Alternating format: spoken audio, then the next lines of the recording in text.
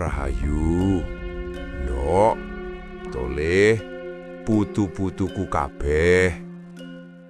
Setiap hari kamu berdoa, berzikir, minta hidupmu berubah. Mulutmu sibuk manggil Tuhan, tapi anehnya, kamu sendiri tidak pernah manggil dirimu. Kamu hafal banyak doa, tapi lupa satu hal paling dekat, namamu sendiri. Padahal yang kamu cari ke langit, diam-diam nunggu kamu panggil dari dalam dirimu sendiri. Sekarang jujur, kapan terakhir kali kamu memanggil dirimu, memanggil namamu dengan sadar?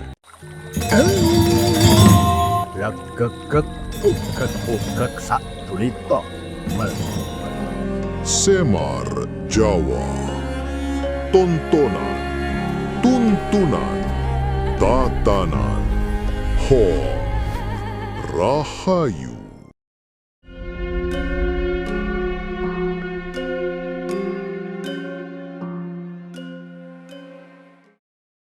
Panggilan dari dalam diri. Rahayu, nok toleh, putu-putuku kabeh.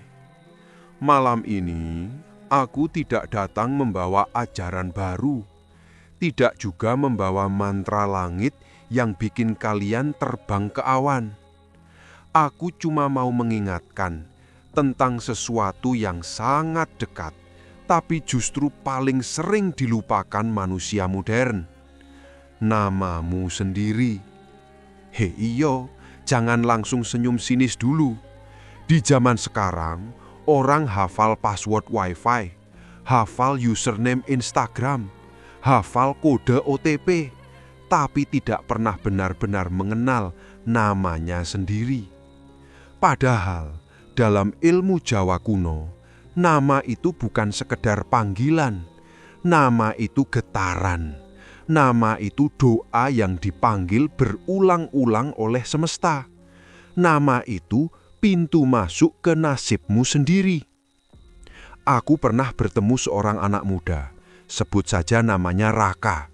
Kerjanya bagus, gajinya lumayan, tapi hidupnya kosong. Bangun pagi capek, kerja hampa, pulang gelisah, tidur pikiran muter kayak kipas rusak. Dia bilang ke aku, "Mbah, saya ini hidup kok kayak nggak hidup ya?" Hei, aku cuma ketawa kecil. "Lah piye tondo? Kamu hidup pakai tubuhmu, tapi tidak pernah pulang ke dalam dirimu sendiri." Dalam serat Centini ada pitutur yang halus tapi dalam.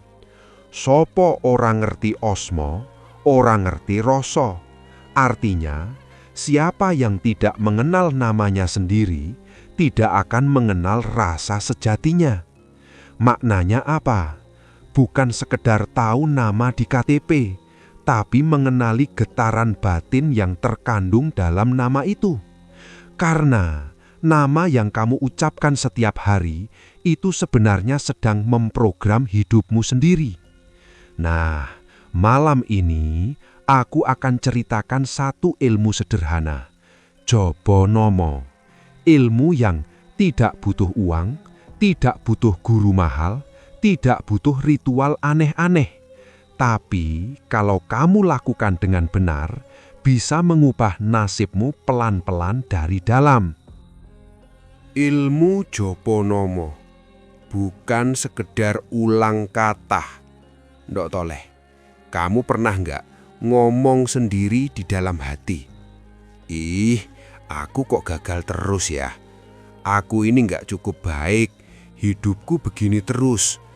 Nah, itu juga jopo, tapi jopo negatif. Dan tubuhmu tidak bisa membedakan mana bercanda, mana serius. Semua yang diulang akan dianggap sebagai kebenaran oleh pikiran bawah sadar. Dalam ilmu modern, ini disebut self-suggestion atau sugesti diri. Otak manusia itu unik. Kalau kamu mengulang sesuatu terus-menerus, otak akan membentuk jalur saraf baru, disebut neural pathway. Dan lama-lama itu jadi kebiasaan, jadi karakter, jadi nasib. Nah, orang Jawa kuno sudah ngerti ini jauh sebelum istilah ilmiah itu ada. Di Serat Darmo Gandul ada kalimat, tembung kang bola bali dadi kanyatan ing urip. Artinya, kata yang diulang-ulang akan menjadi kenyataan dalam hidup. Jadi, Joponomo itu bukan mistis kosong. Ini gabungan antara fokus batin, sugesti bawah sadar, getaran suara, dan emosi yang menyertai. Kalau kamu ulang namamu dengan kesadaran penuh, itu seperti kamu mengetuk pintu batinmu sendiri. Tapi ingat, bukan sekedar menyebut nama. Kalau cuma bilang rokok, rokok, rokok, tapi pikiranmu kemana-mana, ya sama saja seperti nyanyi di pasar malam. Yang membuat Joponomo itu hidup adalah rasa. Dalam pitutur Semar, rasa iku pangurip, tanpa rasa kabeh mati. Artinya, rasa adalah yang menghidupkan, tanpa rasa semuanya mati. Jadi, Joponomo tanpa rasa itu mati. Joponomo dengan rasa itu bisa jadi pintu perubahan. Kisah nyata dari hampa jadi hidup. Ndok toleh, kembali ke Raka tadi. Dia itu bukan orang bodoh. Dia sudah coba banyak hal. Meditasi modern, afirmasi dari buku, bahkan konsultasi ke psikolog. Semua membantu, tapi tidak menyentuh akar dalam dirinya. Sampai suatu malam, dia datang lagi ke aku. Mukanya lelah. Mbah, saya ini kayak kehilangan diri sendiri. Aku cuma bilang, coba kamu panggil dirimu sendiri. Dia bingung. Gimana maksudnya, Mbah? Aku ajari pelan-pelan. Setiap malam, sebelum tidur, duduk tenang. Tarik nafas perlahan, lalu ucapkan namamu sendiri. Pelan, dalam, penuh rasa. Bukan keras, bukan terburu-buru. Seperti kamu memanggil seseorang yang sangat kamu rindukan. Hari pertama, dia bilang aneh. Hari ketiga, mulai terasa hangat di dada. Hari ketujuh, dia nangis. Tanpa alasan. Itu bukan kelemahan, Dok. Itu tanda lapisan batin yang selama ini terkunci mulai terbuka. Dalam psikologi modern, ini disebut emotional release. Ketika seseorang akhirnya terhubung dengan dirinya sendiri. Setelah 21 hari, Raka berubah. Bukan jadi orang kaya mendadak, bukan tiba-tiba hidupnya sempurna. Tapi pikirannya lebih tenang, tidurnya lebih nyenyak, keputusan hidupnya lebih jernih. Dan yang paling penting, dia bilang, Mbah, sekarang saya merasa hidup lagi. Aku cuma senyum. Lah iya, karena dia akhirnya pulang ke dalam dirinya sendiri. Dalam serat Sabdo Palon ada pesan, manungsa ilang amarga ora eling marang asal lan asma. Artinya, manusia tersesat karena tidak ingat asal dan namanya. Nah, Joponomo ini bukan sekedar ritual. Ini cara untuk kembali mengenal dirimu sendiri. Dan ingat ya, Dok, nama yang kamu ucapkan itu bukan cuma suara. Itu adalah panggilan jiwa. Coro praktek. Sederhana tapi tidak sembarangan. Ndok toleh, putu-putuku kabeh. Sekarang kamu mungkin mulai paham kalau Japanama ini bukan sekedar ngomong sendiri. Ini laku batin. Dan seperti semua laku, yang sederhana itu justru paling sering gagal dilakukan. Kenapa? Karena manusia modern maunya cepat, instan, dan kelihatan hasilnya. Kalau cuma cari yang instan, itu mie, bukan hidup. Sekarang aku tuntun pelan-pelan cara praktek Japanama yang benar. Pertama, cari waktu sunyi. Tidak harus tengah malam, tidak harus di gunung. Cukup saat kamu tidak diganggu. Bisa sebelum tidur, bisa setelah bangun. Yang penting, batinmu tidak sedang berisik. Kedua, posisi tubuh rileks. Tidak harus duduk lotus seperti patung. Duduk biasa boleh, berbaring juga boleh. Yang penting, tubuhmu tidak tegang. Karena kalau tubuh tegang, batin ikut kaku. Ketiga, tarik napas pelan. Masuk, tahan sebentar, keluar perlahan. Ulangi beberapa kali sampai pikiranmu mulai melambat. Dalam ilmu modern, ini akan menurunkan gelombang otak dari beta atau sibuk ke alfa atau tenang. Nah, di kondisi alfa ini, pintu bawah sadar mulai terbuka. Keempat, mulai Japanama. Ucapkan namamu sendiri dalam hati atau lirih. Contoh, Raka. Diam sebentar, rasakan. Raka. Jangan buru-buru, seperti kamu memanggil dirimu yang selama ini hilang. Dalam serat Gotoloco, ada pitutur yang agak nakal tapi dalam.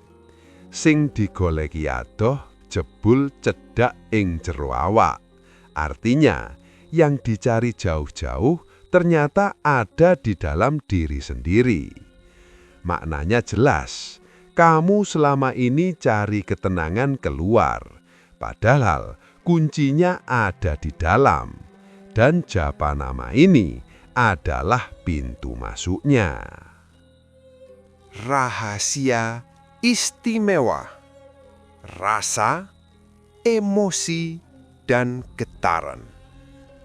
Dok, ini bagian yang sering disalahpahami.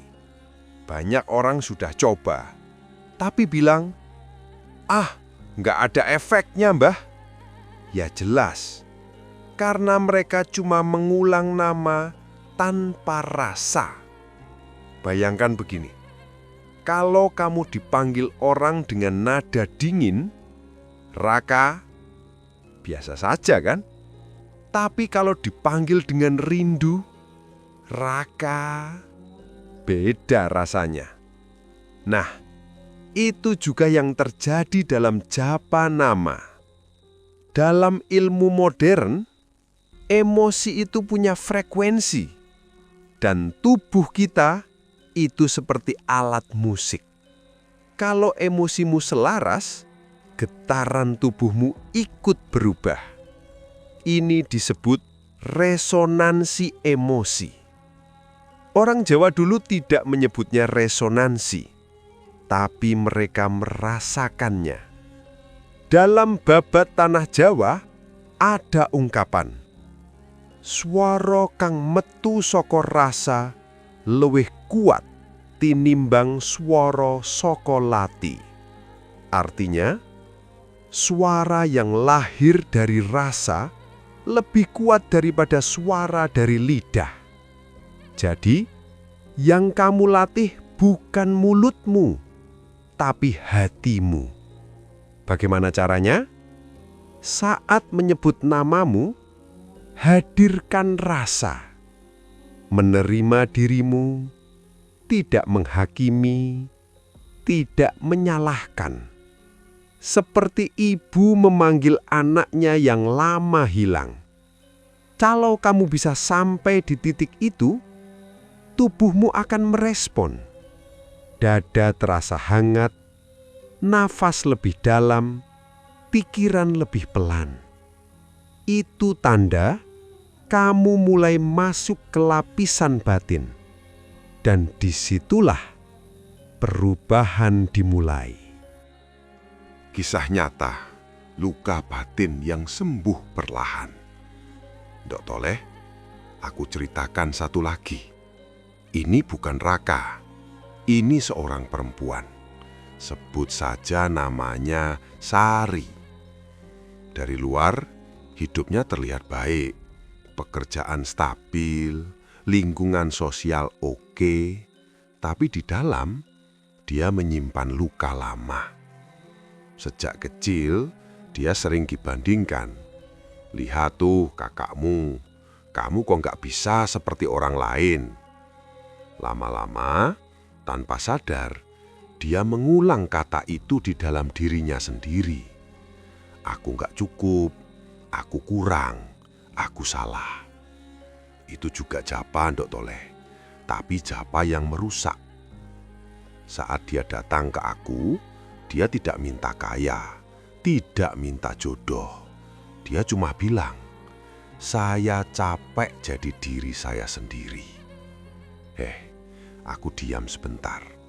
Lalu aku bilang, kalau kamu capek jadi dirimu, mungkin karena kamu belum pernah benar-benar menerima dirimu. Aku ajari dia japa nama. Sama seperti Raka. Tapi aku tambah satu hal.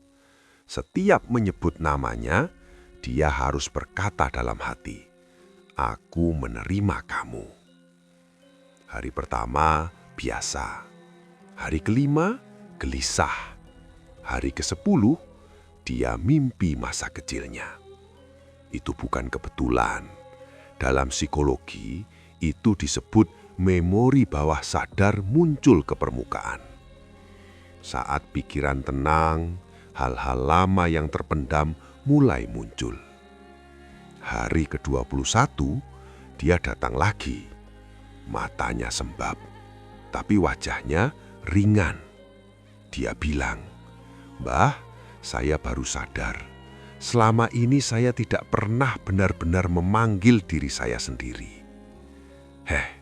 Aku cuma mengangguk. Lah iya, selama ini kamu sibuk jadi orang lain. Dalam serat Sabda Palon, sopo sing wani ngadepi awake dhewe bakal nemu padang. Artinya, siapa yang berani menghadapi dirinya sendiri akan menemukan terang. Dan japa nama ini adalah cara paling sederhana untuk mulai menghadapi dirimu sendiri. Pelan, tidak harus sempurna, tapi jujur. Karena yang kamu panggil itu bukan sekedar nama, tapi dirimu yang selama ini kamu tinggalkan. Mengapa nama bisa mengubah nasib? Ndok Toleh, putu-putuku kabeh. Sekarang mungkin ada yang mulai mikir dalam hati, "Loh Mbah, mosok cuma nyebut nama sendiri bisa mengubah hidup?" Pertanyaan bagus. Karena manusia modern itu kalau tidak dijelaskan logis, langsung dicap mistis. Padahal yang disebut mistis itu seringkali cuma ilmu yang belum kamu pahami saja. Sekarang dengarkan pelan-pelan. Nama itu bukan sekedar huruf. Nama itu bunyi. Dan bunyi itu adalah getaran. Dalam ilmu fisika modern, semua yang ada di dunia ini bergetar. Tubuhmu bergetar, pikiranmu bergetar, perasaanmu juga bergetar. Nah, saat kamu mengucapkan nama, kamu sedang menciptakan gelombang. Dan gelombang itu tidak hanya keluar, tapi juga masuk ke dalam dirimu sendiri. Dalam Nagara Kertagama ada petikan halus. Sabdo iku bayu, bayu iku urip.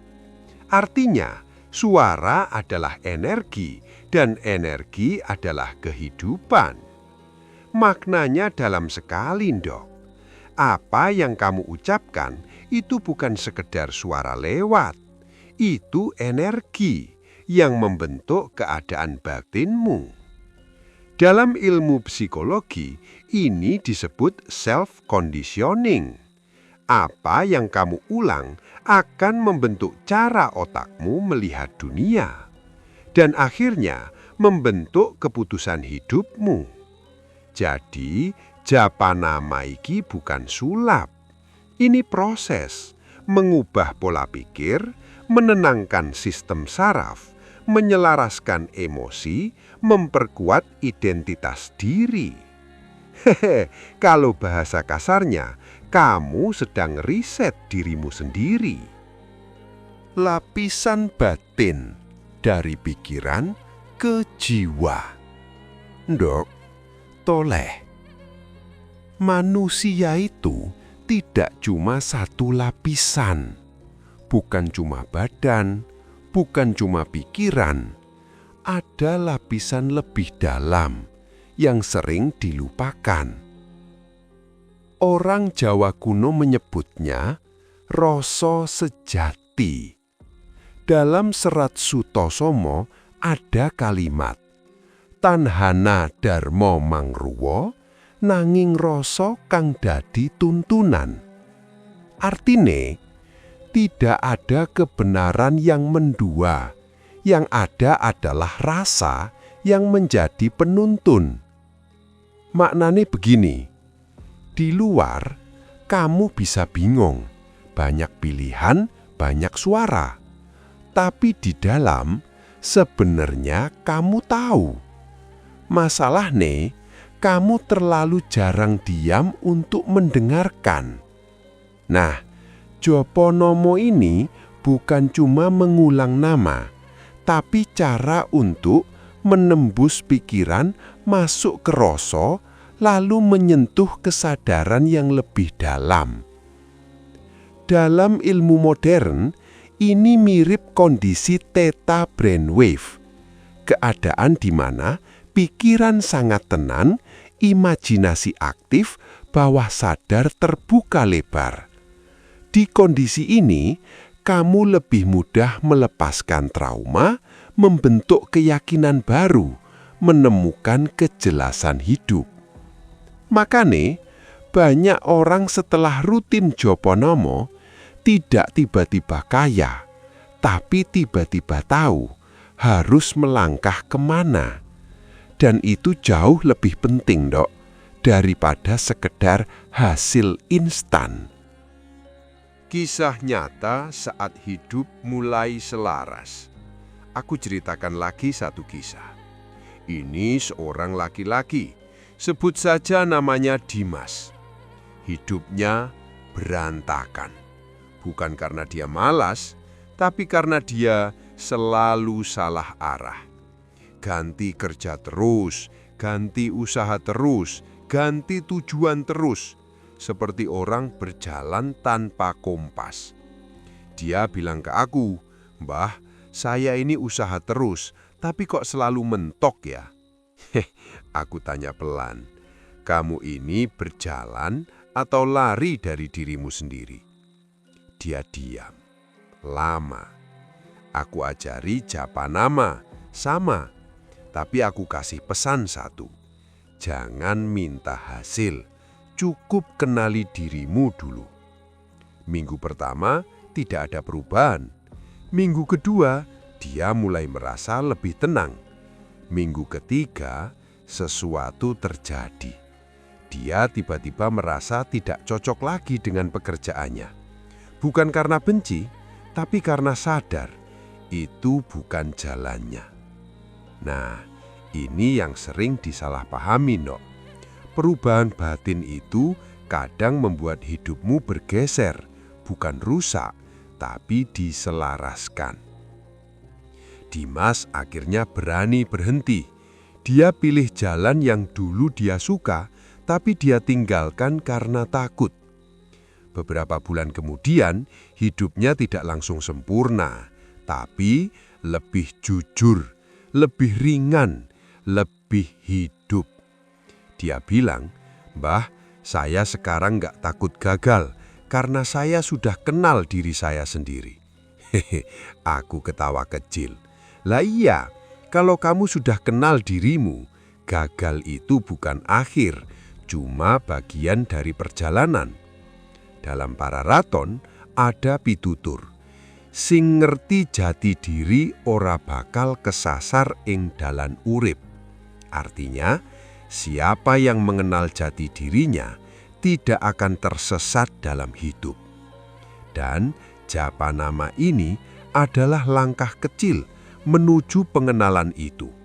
Bukan cepat, bukan instan, tapi dalam dan nyata. Ndok Toleh, ingat ya, yang kamu cari di luar itu seringkali hanya bayangan dari sesuatu yang sebenarnya sudah ada di dalam dirimu. Dan kadang cara menemukannya cukup dengan satu hal sederhana. Memanggil namamu sendiri dengan jujur. Kesalahan umum, kenapa banyak yang gagal di tengah jalan. Ndok Toleh, putu-putuku kabeh. Sekarang kamu sudah ngerti jalannya, sudah tahu rasanya. Tapi aku harus jujur satu hal. Tidak semua orang berhasil dalam laku ini. Bukan karena ilmunya tidak bekerja, tapi karena manusianya tidak sabar. Kesalahan pertama, ingin cepat berubah. Baru 3 hari Japanama sudah nunggu keajaiban. Heh mbah, kok belum kaya? Lah piye Ndok? Ini bukan undian berhadiah. Ini laku batin. Dalam serat Centini, sing cepet kepengin tekan, asring kesasar ing dalan. Artinya, yang ingin cepat sampai sering tersesat di jalan. Maknanya jelas, kalau kamu terburu-buru, kamu justru kehilangan proses. Padahal perubahan sejati itu pelan. Kesalahan kedua, melakukan tanpa kesadaran. Mulut bilang, budi, budi, budi, tapi pikiran, besok makan apa, utang belum lunas, mantan masih kepikiran. Itu bukan japa, itu pikiran yang lagi muter kaset lama. Dalam pitutur Semar, laku tanpa eling mung dadi kebiasaan tanpa doyo. Artinya, laku tanpa kesadaran hanya jadi kebiasaan tanpa kekuatan. Jadi, lebih baik sedikit tapi sadar daripada banyak tapi kosong. Kesalahan ketiga, tidak jujur pada diri sendiri. Ini yang paling dalam. Saat kamu menyebut namamu, tapi di dalam hati masih menolak dirimu sendiri. Aku ini gagal, aku ini jelek, aku ini tidak layak. Nah, getaran itu yang lebih kuat, bukan namanya, tapi rasa penolakan itu. Makanya aku bilang dari awal, yang kamu latih bukan suara, tapi penerimaan. Tingkatan laku, dari mulut, rasa, hingga kesadaran. Ndok Toleh, jopo nama itu ada tingkatannya. Tidak semua langsung dalam, dan itu tidak apa-apa. Tingkatan pertama, lisan. Kamu masih mengucapkan nama, dengan suara. Ini bagus untuk melatih fokus. Tingkatan kedua, batin. Kamu mulai mengucapkan dalam hati tanpa suara. Di sini, energi mulai lebih halus. Tingkatan ketiga, rasa. Kamu tidak lagi mengucapkan, tapi merasakan dirimu sendiri. Nama itu seperti menyatu dengan kesadaranmu. Dalam serat Sabdo Palon, yen asmo wis dadi rasa, ora perlu diucap maneh. Artinya, jika nama sudah menjadi rasa, tidak perlu lagi diucapkan. Maknanya dalam sekali, Ndok. Di titik ini, kamu tidak lagi mencari dirimu, karena kamu sudah menjadi dirimu. Dalam ilmu modern, ini mirip kondisi mindfulness penuh. Kesadaran hadir sepenuhnya, tanpa gangguan. Di sini, keputusanmu lebih jernih, emosimu lebih stabil, hidupmu lebih selaras. Bukan karena kamu berubah jadi orang lain, tapi karena kamu akhirnya tidak melawan dirimu sendiri. Kisah nyata dari sakit menjadi sehat. Ndok, Tole, aku tahu sebagian dari kamu mungkin berharap, apakah Japanama bisa menyembuhkan penyakit? Jawabannya, tidak seperti sulap, tapi bisa membantu tubuhmu pulih. Aku ceritakan, seorang bapak, sebut saja namanya Pak Wiryo, usianya sudah tidak muda, tubuhnya sering sakit, susah tidur, tekanan darah naik turun, badan cepat lelah. Dia sudah minum obat, sudah ke dokter, tapi batinnya selalu gelisah. Dia bilang, "Mbah, badan saya sakit terus, pikiran saya juga tidak tenang." Aku tidak bilang, "Sudah berhenti obat." Tidak. Ilmu Jawa itu tidak melawan ilmu modern. Aku bilang, obat jalan terus, tapi batinmu juga harus diobati. Aku ajari Japanama, pelan, setiap malam. Minggu pertama, tidurnya mulai lebih nyenyak. Minggu kedua, emosinya lebih stabil. Minggu keempat, badannya mulai terasa ringan. Apa yang terjadi? Dalam ilmu modern, ini terkait dengan sistem saraf. Saat kamu tenang, tubuh masuk ke mode rest and repair. Detak jantung lebih stabil, hormon stres menurun, sistem imun meningkat. Japanama membantu tubuh masuk ke kondisi itu. Dalam serat Dharma Gandul, ati tentrem, awak waras. Artinya, hati yang tenang membuat tubuh menjadi sehat. Pak Wiryo tidak tiba-tiba sembuh total, tapi hidupnya berubah. Dia bilang, "Mbah, sekarang saya tidak takut sakit karena saya merasa lebih damai." Dan itu adalah kesembuhan yang sebenarnya. Ndok, Tole, kesehatan itu bukan cuma soal tubuh, tapi juga hubunganmu dengan dirimu sendiri. Dan Japanama adalah cara sederhana untuk memperbaiki hubungan itu. Pelan, jujur, tanpa paksaan. Karena saat kamu mulai menerima dirimu, tubuhmu pun ikut tenang. Dan dari ketenangan itu, kehidupan mulai berubah dengan caranya sendiri. Menemukan istimewa yang sebenarnya. Ndok Toleh, putu-putuku kabeh, sekarang kita sudah sampai di ujung cerita. Tapi sebenarnya ini bukan akhir, ini awal. Kamu mungkin masih bertanya dalam hati, "Mbah, mana yang istimewa dari Japanama ini?" Aku jawab pelan saja. Yang istimewa itu bukan ilmunya, tapi kesederhanaannya. Manusia modern itu aneh, Dok. Kalau yang ribet dianggap hebat, kalau yang sederhana dianggap remeh.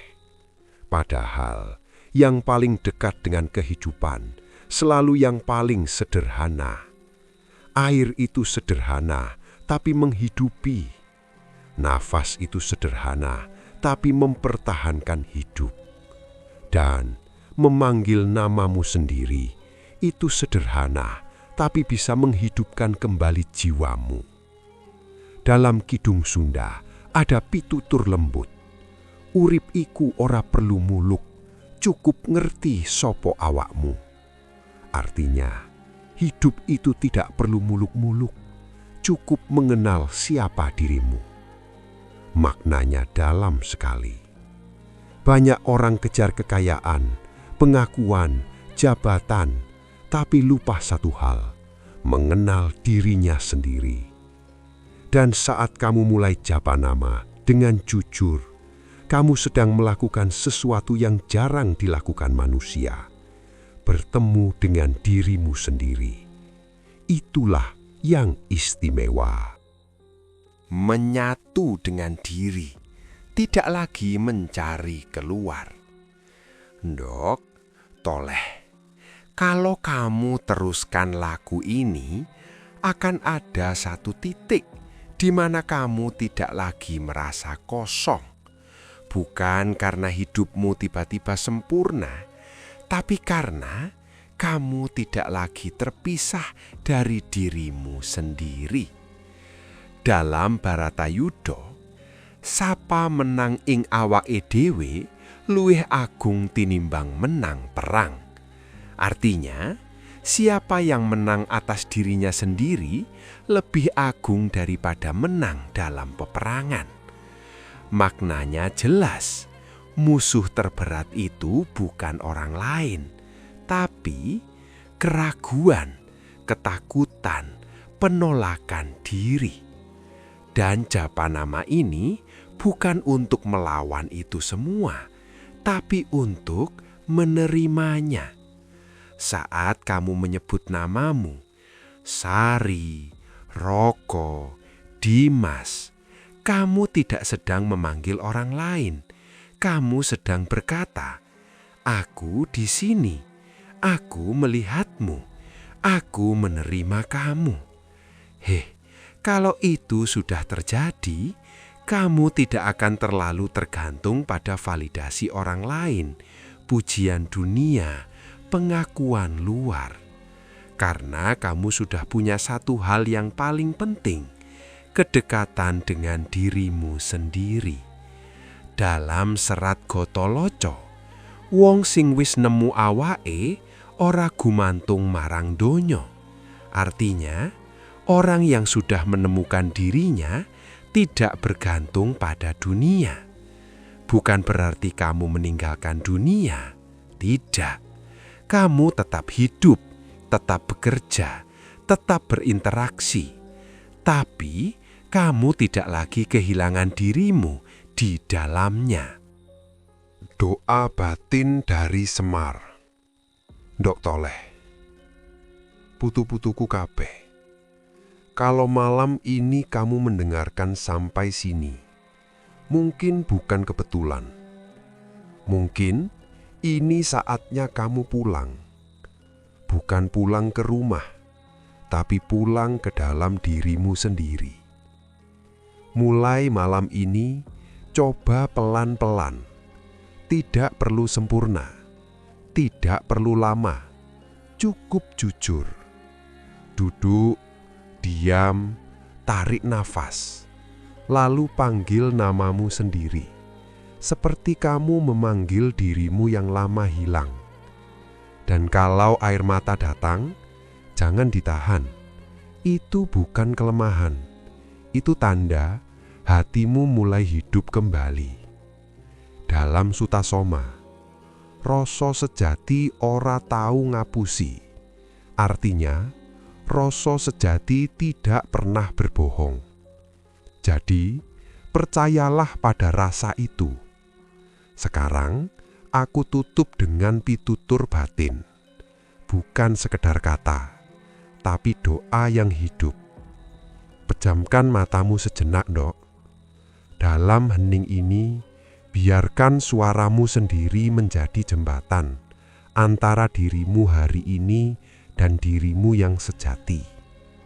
Dan dalam sunyi itu, ucapkan pelan di dalam hatimu, aku menerima diriku, aku mengenal diriku, aku kembali pada diriku.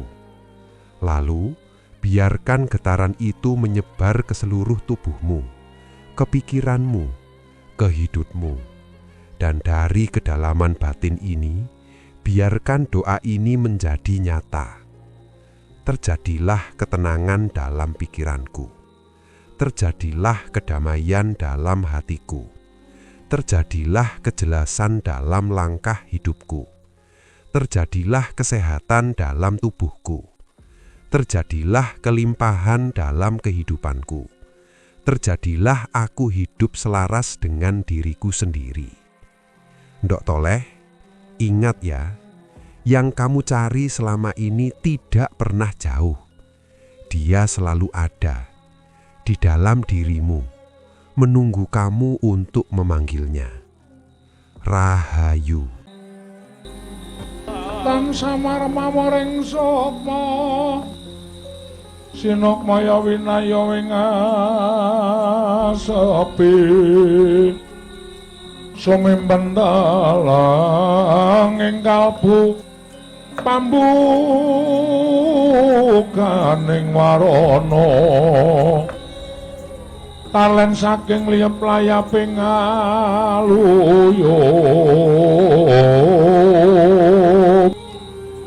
pindha pesating sumpena sumusuping rasa jati